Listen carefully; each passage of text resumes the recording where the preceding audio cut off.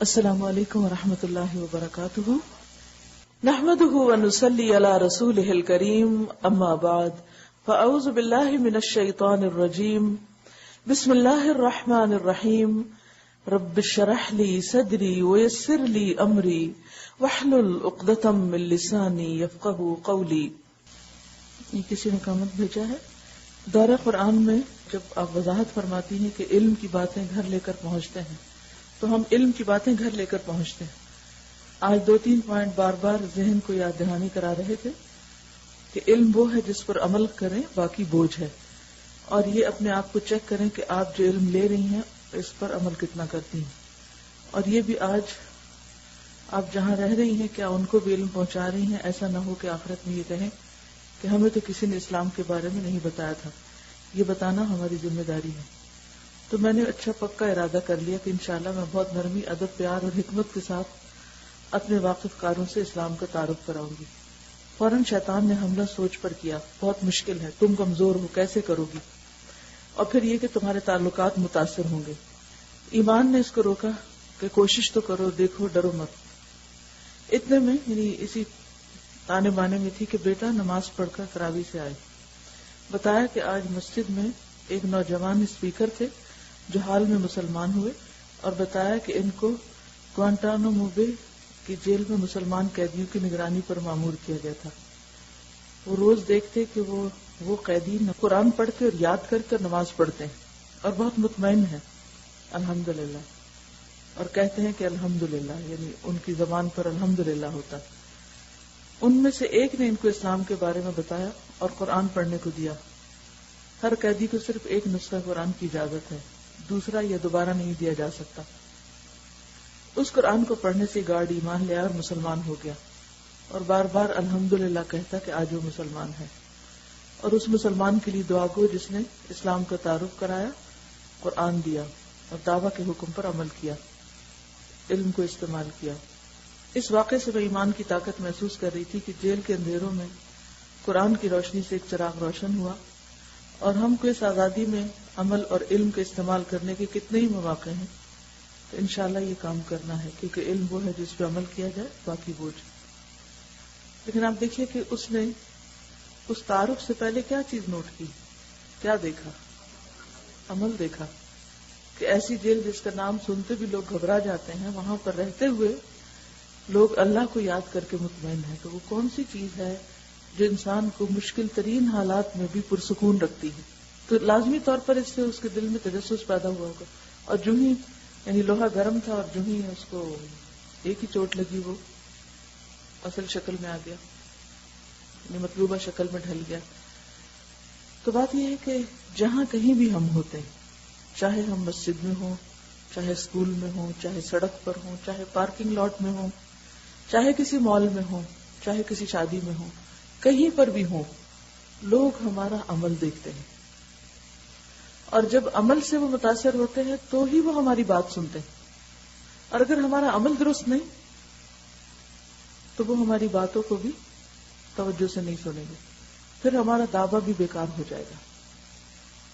تو سب سے پہلے ہمیں اپنے اوپر نظر رکھنا ہے کہ ہم کس جگہ کیسے بہیو کر رہے ہیں، کیونکہ ہمارا بہیویئر ہی لوگوں کو یا دین کے قریب لانے والا ہوگا یا بھگانے والا بن جائے گا۔ اسی طرح آج میں کسی کا لیکچر سن رہی تھی، تو اس میں انہوں نے کہا کہ ایک شخص کسی کمپنی میں کام کرتا تھا، تو وہاں پر وہ ہمیشہ خوش نظر آتا تھا، تو اس کا سی ای او جو ہے وہ دیکھ کر بہت حیران ہوتا تھا کہ یہ شخص ہر وقت اتنا مطمئن کیوں نظر آتا ہے۔ تو اس نے کہا کہ تم اتنے خوش کیوں نظر آتی، کیوں ہر وقت مطمئن ہوتے، یعنی اتنا کام ہوتا ہے پھر بھی تم حشاش بشاش ہوتے۔ اس نے کہا کیونکہ میں مسلمان ہوں۔ تو اس نے کہا اگر میں مسلمان ہو جاؤں تو میں بھی، میرے ساتھ بھی ایسا ہی ہوگا۔ تو اب یہ جو اس کا طرز عمل تھا، اس نے دوسرے کو متاثر کیا۔ تو آپ کے چہرے سے جو سکون ٹپکتا ہے اور آپ کے رویے سے جو اطمینان نظر آتا ہے دوسروں کو، وہ دوسروں کو اسلام کی طرف لاتا ہے۔ تو بہرحال بالآخر وہ مسلمان ہو گیا، اس نے آ کے مسجد میں شہادہ پڑھی۔ تو ہمیں یہ دیکھنا ہے کہ ہمارے رویے کیا ہیں، ہم کسی کے ساتھ سلام کیسے کرتے ہیں، کسی کو جواب کیسے دیتے ہیں، یا اگنور کر دیتے ہیں، یا کیا طریقہ اختیار کرتے ہیں. کیونکہ بعض اوقات آپ اپنے دھیان سے کام کر رہے ہوتے ہیں, آپ کو نہیں پتا ہوتا کہ دوسرا آپ کو کس اینگل سے دیکھ رہا ہے, کہاں سے نوٹ کر رہا ہے.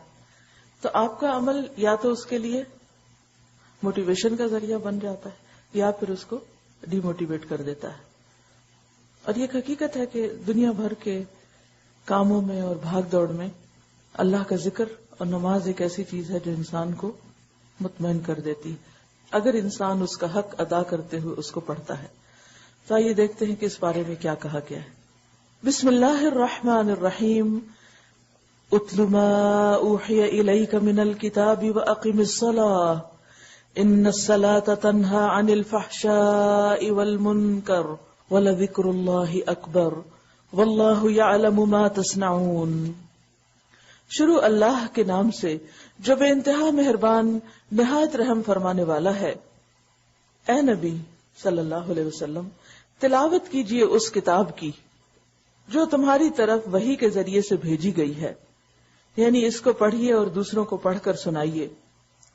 وَأَقِمِ الصَّلَاةَ اور نماز قائم کیجئے, یعنی کہا کہ نماز پڑھیے بلکہ نماز قائم کیجئے, اور نماز قائم کرنے میں اس کا خشوع و خضوع اور اس کی دیگر تمام شرائط کو پورا کرنا آتا ہے کہ وہ وقت پر بھی ہو, آرام سے پڑھی گئی ہو, طہارت کے ساتھ پڑھی گئی ہو, جس جگہ پر پڑھی جا رہی ہے نماز وہ بھی پاک ہو, قبلے کی طرف رخ ہو, لباس درست ہو. وَأَقِمِ الصَّلَاةَ اور نماز قائم کیجئے. کیوں؟ ان الصلاة تنہی عن الفحشاء والمنکر, کیونکہ نماز فحشاء بے حیائی کے کاموں, فحش اور منکر برے کاموں سے روکتی ہے, انسان کو باز رکھتی ہے. قرآن مجید نماز کے باہر بھی پڑھا جاتا ہے اور نماز کے اندر بھی. جب انسان نماز پڑھتا ہے اور اس میں قرآن مجید کی تلاوت کرتا ہے یا پھر سنتا ہے تو انسان کو اپنا بھولا ہوا سبق یاد آ جاتا ہے. ویسے بھی آپ نے دیکھا ہوگا کہ انسان صبح نماز سے فارغ ہو کر دن بھر کے کام کرتا ہے اور پھر بریک آ جاتی. آپ کتنے بھی مصروف ہوں, خصوصاً مردوں کے لیے جب جماعت کے ساتھ نماز پڑھنا لازم ہے تو اس میں آپ نے دیکھا ہوگا کہ وہ اپنے کاموں کو ایک دم چھوڑ کر نماز کے لیے چلے جاتے ہیں. پھر اسی طرح کچھ دیر اور کام کاج کرتے ہیں, دوبارہ عصر کا وقت ہو جاتا ہے, پھر کام کاج کیا جاتا ہے, پھر مغرب ہو جاتی ہے, پھر اسی طرح عشاء ہو جاتی ہے, اور پھر آخری چیز انسان کی عشاء کی نماز ہونی چاہیے جس کے بعد اس کو سو جانا چاہیے. تو آپ نے دیکھا ہوگا کہ انسان جب ایک تیز رفتاری کے ساتھ دنیا کے کام کر رہا ہوتا ہے تو بعض اوقات اس سے کچھ غلطیاں بھی ہوتی ہیں, یا کچھ ایسے لغو یا بیکار کام میں مشغول ہو جاتا ہے, یا بعض اوقات غلط کام میں مصروف ہو جاتا ہے, تو نماز آ کر اس کی اس روٹین کو توڑ دیتی ہے اور اللہ کی طرف اس کو متوجہ کر دیتی ہے. اس طرح نماز انسان کو فحش اور منکر سے روکنے کا ذریعہ بن جاتی. بعض اوقات آپ نے دیکھا ہوگا کہ آپ کسی کے ساتھ بحث کر رہے ہیں, باتیں کر رہے ہیں, جھگڑ رہے ہیں, یا کسی نے آپ کو ہرٹ کیا ہے اور آپ اس کی برائی کرنے جا رہے ہیں, کتنے میں اذان کی آواز آ جاتی ہے. پھر آپ کیا کریں گے؟ دو میں سے ایک کام, یا تو آپ اذان کو اگنور کر دیں گے اور جو کر رہے ہیں وہ کرتے چلے جائیں گے, دوسرا یہ کہ اذان کی آواز سنتے ہی آپ کا لاؤڈ اسپیکر بند ہو جائے گا, یا اس کو بند کریں گے یا اس کو کریں گے. تو عموماً آپ نے دیکھا ہوگا کہ جس کے دل میں تھوڑا سا بھی خدا کا خوف ہو وہ کیا کرتا ہے, وہ جس طرح کی بھی گفتگو ہو رہی ہے اس کو بند کر دیتا ہے. بعض اوقات آپ کسی ایسے کام کا ارادہ کر ہی رہتے ہیں کہ اتنے میں نماز کا وقت آ جاتا ہے, جو ہی آپ پھر ڈسٹریکٹ ہوتے ہیں اس غلط کام سے یا اس کی طرف ارادے اور نیت سے رک جاتے ہیں تھوڑی دیر کے لیے, اللہ کے حضور حاضر ہوتے ہیں.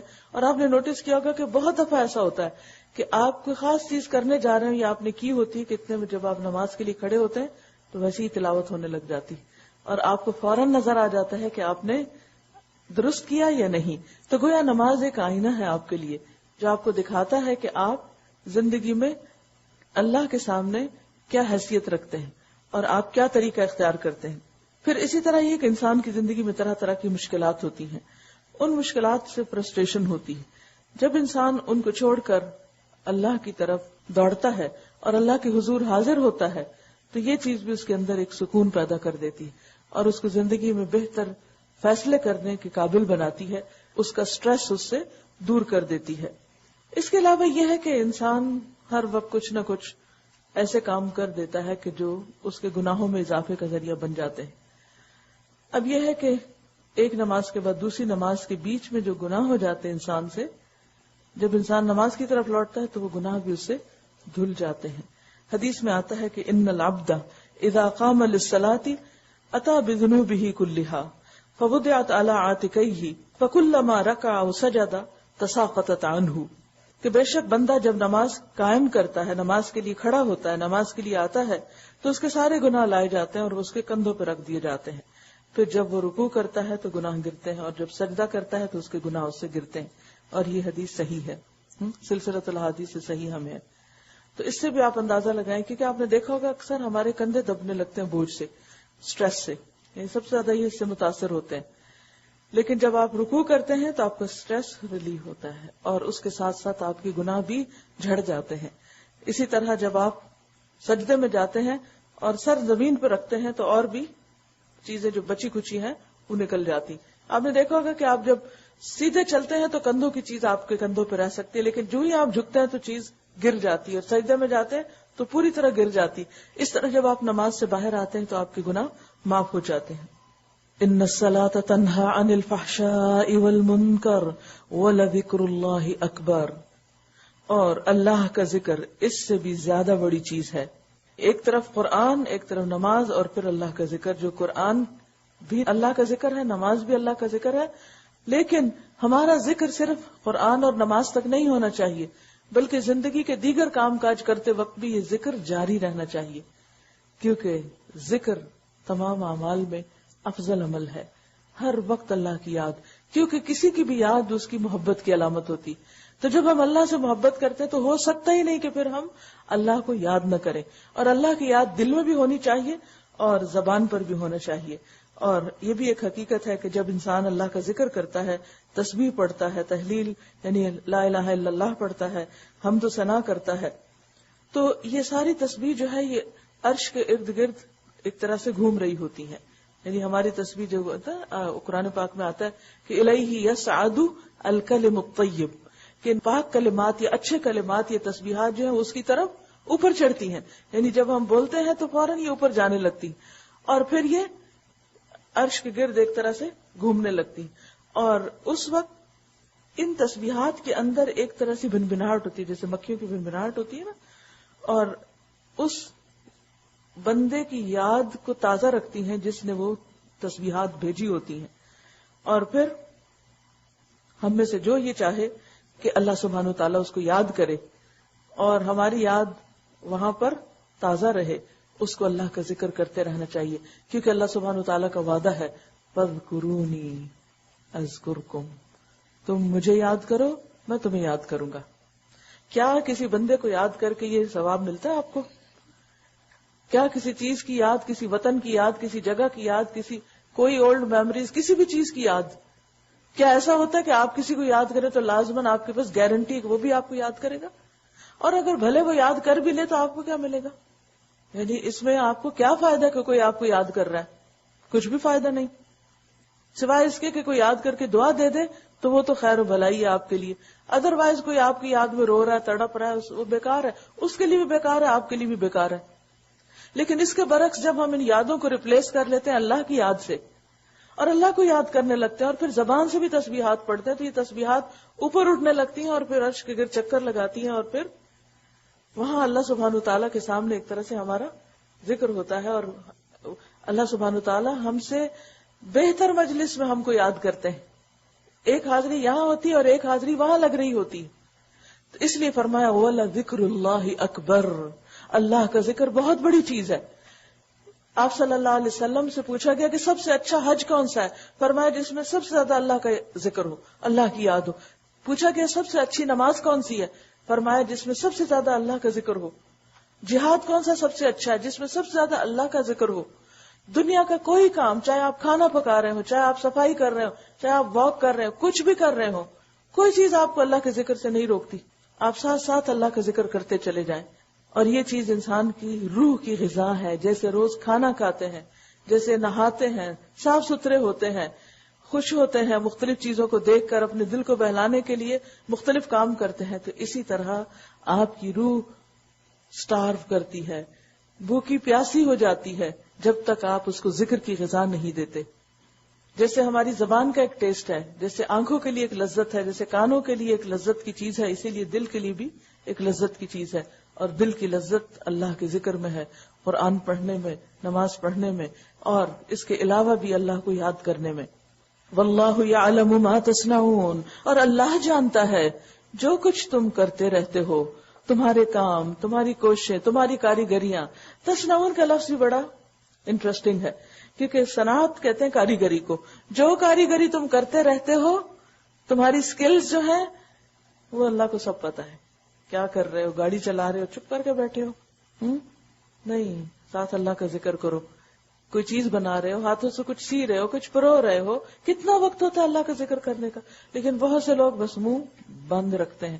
اس کو اللہ کی یاد میں کھول لیجئے. پھر فرمایا وَلَا تُجَادِلُوا أَهْلَ الْكِتَابِ إِلَّا بِالَّتِي هِيَ أَحْسَنُ، اور اہل کتاب سے بحث نہ کرو مگر عمدہ طریقے سے، سوائے ان لوگوں کے جو ان میں سے ظالم ہوں. اور ان سے کہو کہ ہم ایمان لائے ہیں اس چیز پر بھی جو ہماری طرف بھیجی گئی، اور اس چیز پر بھی جو تمہاری طرف بھیجی گئی تھی. ہمارا خدا اور تمہارا خدا ایک ہی ہے، اور ہم اسی کے مسلم یعنی فرما بردار ہیں. اے نبی صلی اللہ علیہ وسلم، ہم نے اسی طرح تمہاری طرف کتاب نازل کی ہے، اس لیے وہ لوگ جن کو ہم نے پہلے کتاب دی تھی وہ اس پر ایمان لاتے ہیں، اور ان لوگوں میں سے بھی بہت سے اس پر ایمان لا رہے ہیں، اور ہماری آیات کا انکار صرف کافر ہی کرتے ہیں. کون لوگ؟ کون کافر؟ جو اپنے تعصبات کو چھوڑ کر حق کو ماننے کو تیار نہیں ہوتے، یا پھر جو اپنی خواہشات کے پیچھے دوڑ رہے ہوتے ہیں، یا وہ دین کے اندر آ کر کسی قسم کی پابندی قبول نہیں کرنا چاہتے. یعنی جو شخص بھی اللہ کی بتائی ہوئی باتوں پر عمل نہیں کرتا، اس کے پیچھے کوئی وجہ ہوتی. عموماً وجہ کیا ہوتی؟ یا تو انسان کو دین کی کسی بات سے چڑ ہوتی، کوئی اچھی نہیں لگتی، یا پھر یہ ہے کہ انسان اپنے خاندان کی روایات اور اپنے کلچر کا بڑا امین اور محافظ ہوتا ہے، اور انسان اس کو نہیں چھوڑ سکتا، چینج کو ایکسپٹ نہیں کرتا، یا پھر اس کی اپنی خواہشات ہوتی ہیں کہ جو اس کو اندھا کیے ہوئے ہوتی ہیں. تو بات یہ ہے کہ اللہ تعالیٰ فرماتے ہیں کہ اور ہماری آیات کا انکار صرف کافر ہی کرتے ہیں، یعنی انکار کرنے والے ہی کرتے ہیں. وَمَا كُنْتَ تَتْلُو مِن قَبْلِهِ مِن كِتَابٍ وَلَا تَخُطُّهُ بِيَمِينِكَ إِذًا لَارْتَابَ الْمُبْطِلُونَ. اے نبی صلی اللہ علیہ وسلم، تم اس سے پہلے کوئی کتاب نہیں پڑھتے تھے، یعنی نبی بننے سے پہلے 40 سال تک آپ نے کوئی ایک کتاب تو کیا، ایک کتاب کا ایک صفحہ اور ایک لائن اور ایک لفظ بھی نہیں پڑھا. آپ پڑھنا جانتے ہی نہیں تھے، اور نہ اپنے ہاتھ سے لکھتے تھے. جب پڑھ ہی نہیں سکتے تھے تو لکھتے کہاں سے؟ اگر ایسا ہوتا تو باطل پرست لوگ شک میں پڑھ سکتے تھے. کیا شک؟ کہ شاید آپ نے اور کتابیں پڑھ کر یہ کتاب لکھ لی ہے. آج دنیا میں جتنی بھی کتابیں لکھی جاتی ہیں، لکھنے والے کیسے لکھتے ہیں؟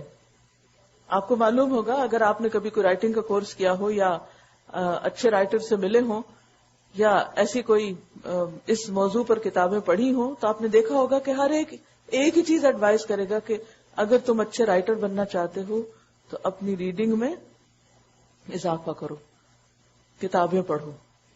کیونکہ جب تک تم پڑھو گے نہیں، جب تک ریڈ نہیں کرو گے، رائٹ نہیں کر سکتے. رائٹنگ کے لیے ریڈنگ ضروری ہے. لیکن نبی صلی اللہ علیہ وسلم نے قرآن مجید کے پیش کرنے سے پہلے نہ کبھی کوئی ریڈنگ کی اور نہ آپ کو رائٹنگ آتی تھی. ایک ایسے شخص نے ایسی کتاب پیش کی جس کا کوئی توڑ نہیں کر سکا آج تک، تو یہ اس بات کی دلیل ہے کہ یہ کتاب اللہ کی طرف سے، اور اس میں کوئی شک نہیں. اور ہمارا فرض بنتا ہے کہ ہم اس پر ایمان لائیں، اور جو کچھ اس میں بتایا گیا ہے اس کو قبول کر لیں. مثلا آج بھی اگر آپ دیکھیں کہ آپ ایسے شخص سے ملیں جس نے کبھی نہ کوئی کتاب دیکھی ہو، نہ کبھی پڑھی ہو، نہ کبھی سنی ہو، اور پھر آپ اس کو کاغذ قلم پکڑا دیں اور کہیں ذرا لکھو کچھ، وہ کیا کہے گا؟ اسی لیے جب نبی صلی اللہ علیہ وسلم سے جبریل علیہ السلام نے آ کر کہا تھا اقرا، تو آپ نے کیا کہا؟ ما انا بقارئ، میں پڑھ نہیں سکتا. بل هو آیات بینات فی صدور الذین اوتوا العلم وما یجحد بآیاتنا الا الظالمون. دراصل یہ روشن نشانیاں ہیں ان لوگوں کے دلوں میں جنہیں علم بخشا گیا ہے. اس سے پتہ چلتا ہے کہ یہ کتاب ایسی ہے، آیات بینات، جس کا اصل مقام کیا ہے؟ فی صدور الذین اوتوا العلم، اہل علم کے سینوں میں ہوتی ہے. یہ دل میں، کسی کو اپنے دل میں جگہ دینا کیا معنی ہوتا ہے اس کا؟ انتہائی محبت، انتہائی قدر. تو بات یہ ہے کہ جو شخص قرآن سے محبت کرتا ہے پھر یہ ہو نہیں سکتا کہ وہ نمازوں میں صرف قل هو اللہ پر ہی اکتفا کر لے اور اس سے آگے کچھ نہ سیکھے. پھر اس کے لیے کیا لازم ہے کہ وہ اس کو مزید یاد کرے گا، زبانی یاد کرے گا. اور آپ سب سے بھی میں گزارش کروں گی کہ جس کے پاس کچھ بھی وقت ہے تو اپنے وقت کا کچھ نہ کچھ حصہ، اگر آپ روز نہیں کر سکتے تو ہفتے میں 4 دن نہیں کر سکتے تو ہفتے میں 1 دن کچھ نہ کچھ وقت اس کام کے لیے ضرور مختص کریں کہ اس کا کچھ حصہ اپنے سینے میں سمو لے، اپنے دل کے اندر اس کو رکھے. یعنی قرآن کا کون سا حصہ آپ کے ساتھ جائے گا؟ وہ جو آپ نے لکھ لکھ کے شیلفوں پہ رکھ دیا، وہ قبر میں آپ کے ساتھ رکھ دیں گے؟ وہ جائے گا جو آپ کے سینے میں ہے، چاہے وہ فہم کی شکل میں ہے، چاہے وہ آیات کے یاد کرنے کی شکل میں، حفظ کی شکل میں، کسی بھی طرح. اور قیامت کے دن ایسے شخص کو قرآن ڈھونڈے گا اور پھر اس کے والدین کو ایسا تاج پہنایا جائے گا کہ جس کی روشنی سورج سے بھی بہتر ہوتی. اور جو خود حافظ ہوگا پھر اس کا کیا مقام ہوگا. اور آپ دیکھیے کہ مثلا اگر آپ جاب کرتے ہیں 6 دن 5 دن کر دیجئے، 5 دن کرتے ہیں 4 دن کر دیجئے، 1 دن نکال لیجئے، تو اس میں کیا ہوگا کہ انشاءاللہ تعالی اس آیت پر عمل ہو جائے گا. بل ہوا آیات بینات فی صدور الذین اوتوا العلم. علم تو آپ حاصل کر رہے ہیں لیکن کیا ہو رہا ہے؟ ادھر سے سنتے ادھر سے نکلتا جا رہا ہے، ادھر سے آ رہا ہے ادھر سے جا رہا ہے. تو کچھ اس کو سمیٹ بھی لیجئے، اپنے اندر محفوظ بھی کر لیجئے. اور ایک اور بات اس میں خاص یاد رکھیے کہ قرآن مجید کا تلفظ درست نہیں ہو سکتا جب تک آپ اس کا کچھ حصہ زبانی یاد نہ کریں. کیونکہ جب زبانی یاد کرتے ہیں نا تو لا محالہ بہت دفعہ پڑھتے ہیں، پڑھ کے، اور جتنی دفعہ آپ تکرار سے پڑھیں گے اتنے آپ کے مخارج وغیرہ کی پریکٹس ہوگی. کوئی بھی کسی بھی چیز میں ماسٹری پریکٹس کے بغیر ہو نہیں سکتی. وما يجحد بآياتنا الا الظالمون. اور ہماری آیات کا انکار نہیں کرتے مگر وہ جو ظالم ہے. انکار میں ایک چیز تو یہ آتی ہے کہ انسان مانے ہی نہ کہ یہ اللہ نے اتارا، اور ایک یہ آتی ہے کہ انسان اس پر عمل سے انکار کر دے. وقالوا لولا انزل علیہ آیات من ربہ. یہ لوگ کہتے ہیں کیوں نہ اتارے گئی اس شخص پر نشانیاں اس کے رب کی طرف سے. کہو نشانیاں تو اللہ کے پاس ہیں اور میں صرف خبردار کرنے والا ہوں کھول کھول کر. اور کیا ان لوگوں کے لیے یہ نشانی کافی نہیں ہے کہ ہم نے تم پر کتاب نازل کی جو انہیں پڑھ کر سنائی جاتی ہے؟ اور معجزات کیا مانگتے ہو؟ یہ قرآن خود ایک معجزہ ہے. اگر اس پر غور کرو تو اس کے اندر تو ہمیں بے شمار نشانیاں نظر آ جائیں گی. ان فی ذلک لرحمۃ وذکریٰ لقوم یؤمنون. در حقیقت اس میں رحمت ہے اور نصیحت ان لوگوں کے لیے جو ایمان لاتے ہیں. اے نبی کہیے کہ میرے اور تمہارے درمیان اللہ گواہی کے لیے کافی ہے. یعنی جو کچھ میں کہہ رہا ہوں بالکل سچ کہہ رہا ہوں، صحیح طور پر پہنچا رہا ہوں. وہ آسمانوں اور زمین میں سب کچھ جانتا ہے. جو لوگ باطل کو مانتے ہیں اور اللہ سے کفر کرتے ہیں وہی خسارے میں رہنے والے ہیں. یہ لوگ تم سے عذاب جلدی لانے کا مطالبہ کرتے ہیں. اگر ایک وقت مقرر نہ کر دیا گیا ہوتا تو ان پر عذاب آ چکا ہوتا، اور یقیناً اپنے وقت پر وہ آ کر رہے گا، اچانک اس حال میں کہ انہیں خبر بھی نہ ہوگی. یہ تم سے عذاب جلدی لانے کا مطالبہ کرتے ہیں حالانکہ جہنم ان کافروں کو گھیرے میں لے چکی ہے، اور انہیں پتہ چلے گا اس روز جبکہ عذاب انہیں اوپر سے بھی ڈھانک لے گا اور پاؤں کے نیچے سے بھی، اور کہے گا کہ اب چکھو مزہ ان کرتوتوں کا جو تم کرتے رہے ہو. یا عبادی الذین آمنوا ان ارضی واسعۃ فایای فاعبدون کل نفس ذائقۃ الموت. اے میرے بندو جو ایمان لائے ہو، میری زمین وسیع ہے، فراخ ہے، بڑی ہے، بس تم میری ہی بندگی بجا لاؤ. یعنی اگر ایک ماحول میں ایک جگہ پر اللہ کی اطاعت نہیں ہو سکتی تو اس جگہ کو تبدیل کر لو. اللہ کی زمین بہت بڑی، ہر شخص کو موت کا مزہ چکھنا ہے. یعنی اگر تم اسی حال میں جیتے رہے اور دنیا کے ساتھ دل لگائے رہے اور آخرت کو بھولے رہے اور مجبوری کہہ کر اللہ کی نافرمانی کرتے رہے تو یاد رکھو موت تو تمہارا پیچھا کر رہی ہے، اس سے تم نہیں بھاگ سکتے. وہ جہاں بھی تم ہوگے تمہیں آ لے گی. اینما تکونوا یدرککم الموت. جہاں تم جاؤ گے موت تمہیں پا لے گی. لہذا وہاں جاؤ جہاں اللہ کی اطاعت میں زندگی بسر کر سکو. اور یہ ہر شخص کا انڈیویجول فیصلہ ہوتا ہے. کچھ لوگوں کو ایک ماحول، ایک ملک، ایک جگہ، ایک علاقہ، ایک گھر سوٹ کرتا ہے، وہاں پر وہ زیادہ بہتر طور پر اللہ کی عبادت کرتے ہیں. کچھ لوگوں کو دوسری جگہ. لیکن اگر جگہ کی وجہ سے، لوگوں کی وجہ سے آپ اللہ کی عبادت نہیں کر رہے تو لوگوں کو چھوڑ دیجئے، جگہ کو چھوڑ دیجئے، لیکن اللہ کی عبادت پر کمپرومائز نہ کیجئے. اور اگر کسی بھی طرح ممکن نہیں لگ رہا کہ آپ بے بس ہیں، کیونکہ آپ کے ہاتھ میں نہیں، ظاہر جگہ کو تبدیل کرنا عورتوں کے ہاتھ میں نہیں ہوتا، اس میں باپ شوہر ان کا ایک بہت عمل دخل ہوتا ہے، تو بھی پھر کوشش کیجئے کہ کسی نہ کسی طرح اللہ کے گھر ضرور جائیں. کیوں؟ اس لیے کہ وہاں ایک نماز لاکھ نمازوں کے برابر ہے. ایمان تازہ ہو جاتا ہے، دعائیں قبول ہوتی ہیں، انسان کے اندر بہت سی تبدیلیاں آتی ہیں جو کسی اور جگہ نہیں آتی.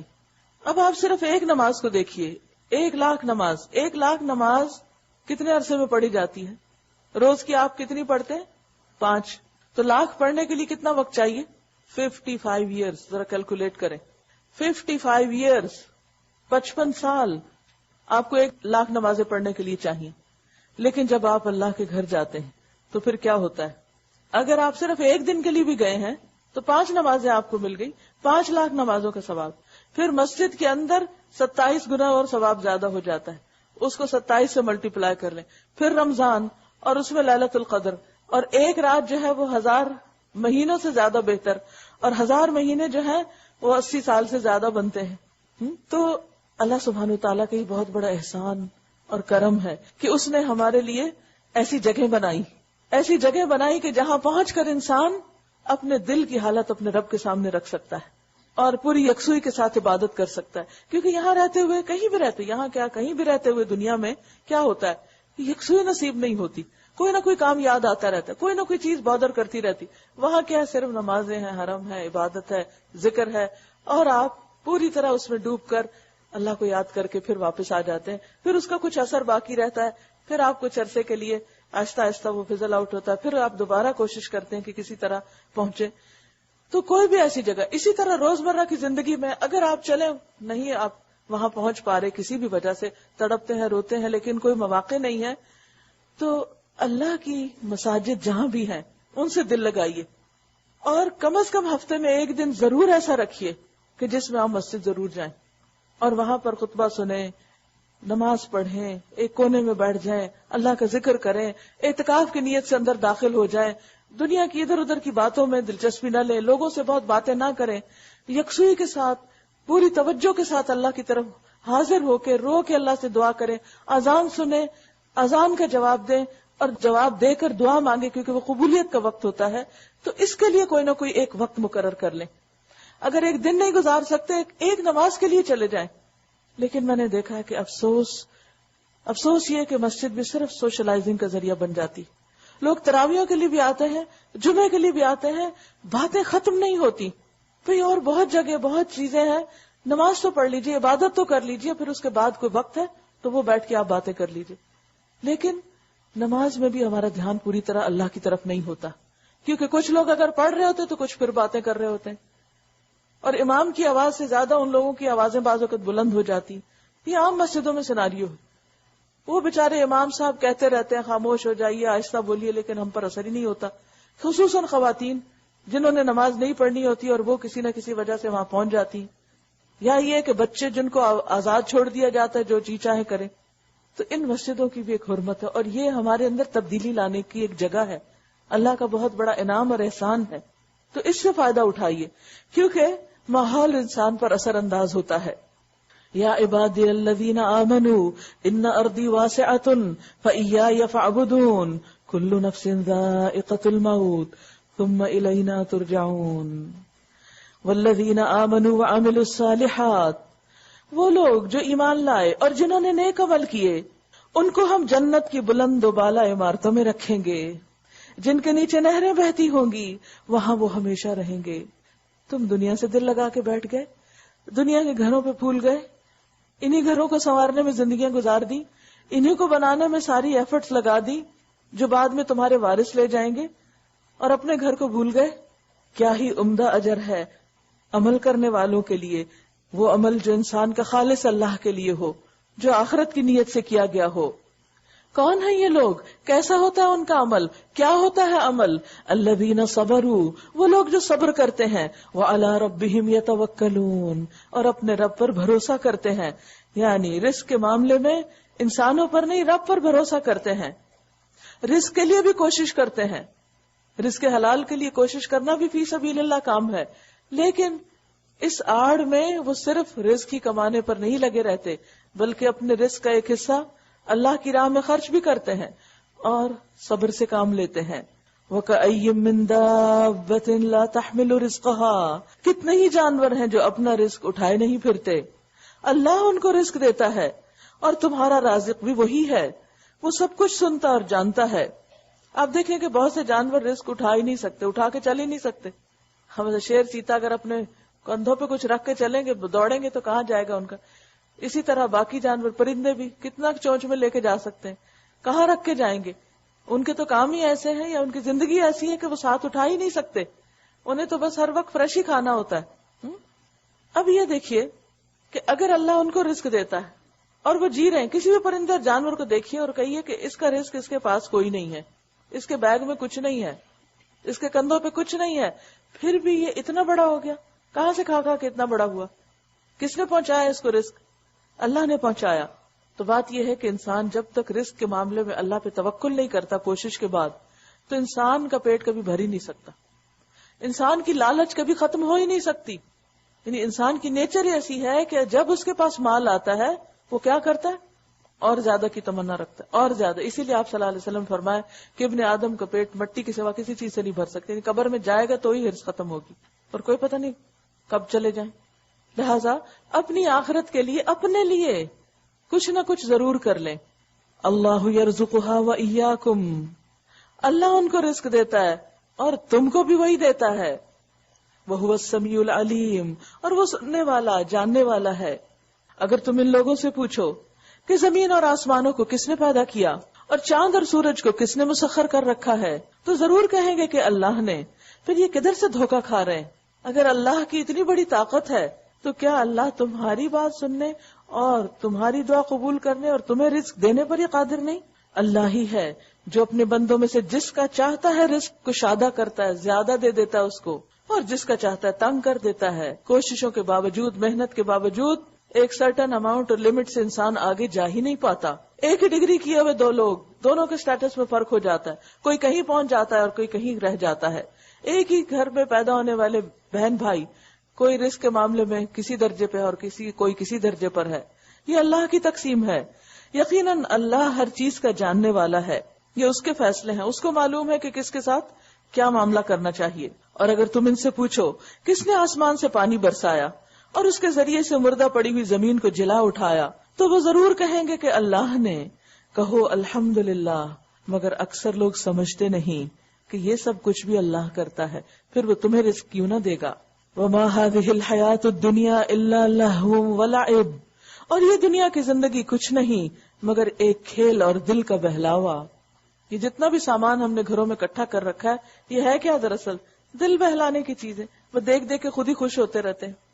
کبھی ان کو ادھر سے اٹھا کے ادھر رکھتے ہیں، ادھر سے اٹھا کے ادھر رکھتے ہیں، اس کو نکال کے نئی لے آتے ہیں، یہ پرانی ہوگی، اس کا رنگ بدل گیا، اسی کے لیے گھوم رہے ہیں، پھر رہے ہیں، سمجھتے ہیں یہی ہماری جنت ہے. حالانکہ جنت تو کہیں اور ہے.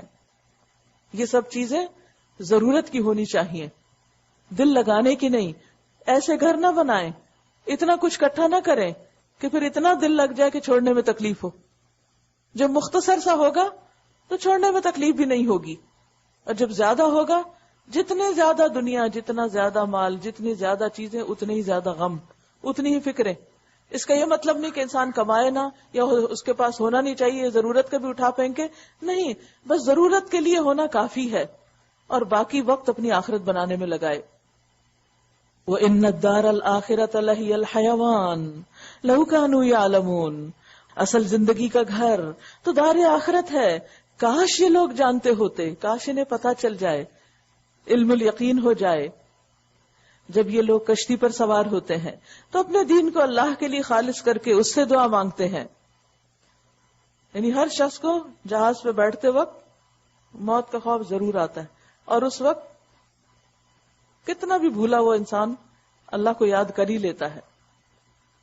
پھر جب وہ انہیں بچا کر خشکی پہ لے آتا ہے، خطرہ ٹل جاتا ہے، تو یکا یک یہ شرک کرنے لگتے ہیں، پھر اور یاد آنے لگتے ہیں تاکہ اللہ کی دی ہوئی نجات پر اس کا کفران نعمت کریں۔ پھر کیا کہتے ہیں، پائلٹ بہت اچھا تھا، بڑی زبردست فلائٹ تھی، اور حیات دنیا کے مزے لوٹیں۔ اچھا، عنقریب انہیں معلوم ہو جائے گا، کیا یہ دیکھتے نہیں ہیں کہ ہم نے ایک پرامن حرم بنا دیا ہے، حالانکہ ان کے گرد و پیش کے لوگ اچک لیے جاتے ہیں۔ یعنی مکہ کو اللہ نے پرامن جگہ بنایا۔ آپ نے دیکھا ہوگا کہ جتنے بھی ظالم، چور، ڈاکو، سرکش انسان ہیں، وہاں جا کر سارے ہی ہمبل ہو جاتے، کسی کو جرت نہیں ہوتی۔ لاکھوں کا اتنا مجمع، یعنی عقل حیران ہو جاتی ہے کہ سارے لوگ بغیر کسی پریکٹس کے آتے ہیں کہ کس طرح تھوڑے سے وقت میں نماز کے لیے صفیں بنا لینی، اور کس طرح پھر ساروں نے عبادت کرنی، کس طرح ڈسپرس ہو جانا۔ یعنی کبھی آپ اس کے اوپر جائزہ تو لیں کہ اتنا کراؤڈ کتنے سارے دروازوں سے اندر داخل ہوتا ہے اور اس کے اندر جمع ہو جاتا ہے۔ یعنی ایک صحن ہی تو ہوتا ہی ہے، پھر اس کے آس پاس مسجد کا کچھ حصہ، ہزاروں نہیں لاکھوں میں لوگ وہاں جمع ہوتے ہیں، لیکن کوئی ایسے قابل ذکر ایکسیڈنٹ یا حادثہ یا کوئی پرابلم یا پریشانی کچھ بھی نہیں ہوتی، سب بے فکر ہو کے اپنی اپنی عبادت کر رہے ہوتے ہیں۔ یہ اللہ کی نشانیوں میں سے ایک نشانی ہے زمین پر، جس کا انسان کو ایکسپیرینس کرنا چاہیے۔ پچھلے دنوں میں تھراپی کے لیے کہیں گئی تھی، تو جو خاتون کر رہی تھی تو انہوں نے ان سے بات چیت ہونے لگی، رمضان ہے، رمضان سے قرآن، قرآن سے حرم، تو پوچھنے لگی کہ اتنے سارے لوگ اندر کیسے جاتے ہیں۔ تو میں نے اس کو بتایا کہ اس طرح ہر طرف سے دروازے ہیں، لیکن یہ بھی ایک حیران کن چیز ہے نا کہ جتنے مرضی دروازے ہوں، جا رہے ہیں اور ہر ایک بھاگا جا رہا ہے کہ مجھے اچھی جگہ مل جائے۔ کسی کو یہ ڈر نہیں ہوتا کہ اندر گیا پتہ نہیں کچھ ہو جائے گا تو میرا کیا بنے گا، کچھ بھی نہیں ہوتا۔ یہ قدرت کی نشانیوں میں سے ایک نشانی ہے۔ کیا پھر بھی یہ لوگ باطل کو مانتے ہیں؟ یہ نشانیاں دیکھ کر بھی اللہ کو نہیں مانتے، باطل کو مانتے ہیں اور اللہ کی نعمت کا کفران کرتے ہیں۔ اس شخص سے بڑا ظالم کون ہوگا جو اللہ پر جھوٹ باندھے یا حق کو جھٹلائے جبکہ وہ اس کے سامنے آ چکا ہو۔ کیا ایسے کافروں کا ٹھکانہ جہنم ہی نہیں؟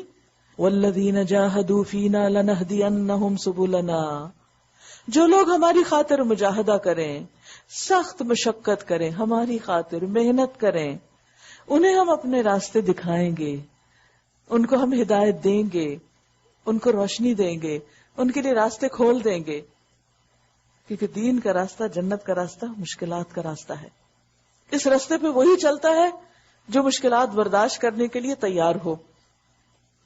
آپ دیکھیے کہ مثلا سارا ویک آپ کام کرتے ہیں، آپ تھک جاتے ہیں، پھر ویکنڈ آتا ہے، آپ کا کیا دل چاہتا ہے؟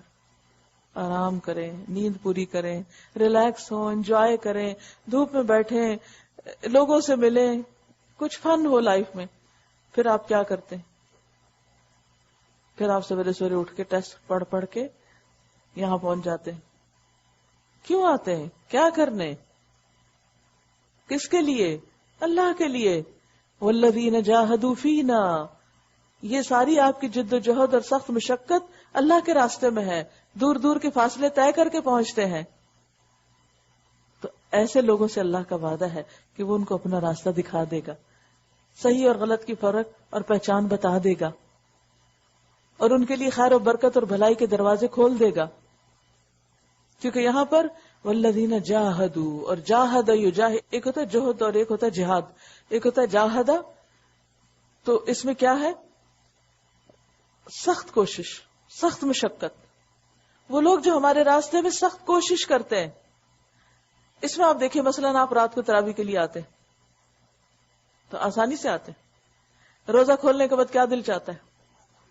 آرام سے کچھ کھائیں، آرام سے پئیں، تھوڑی دیر آرام کر لیں، لیکن آپ کو کیا ہوتی؟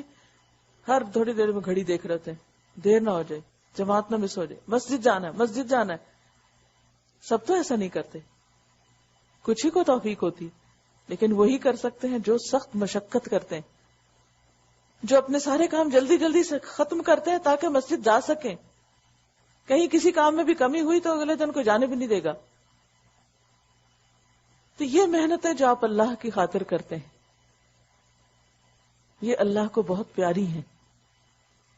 اور ان پر اللہ کا وعدہ ہے وَإِنَّ اللَّهَ لَمَعَ الْمُحْسِنِينَ، محسنین کے ساتھ ہے اللہ، یقیناً ساتھ ہے.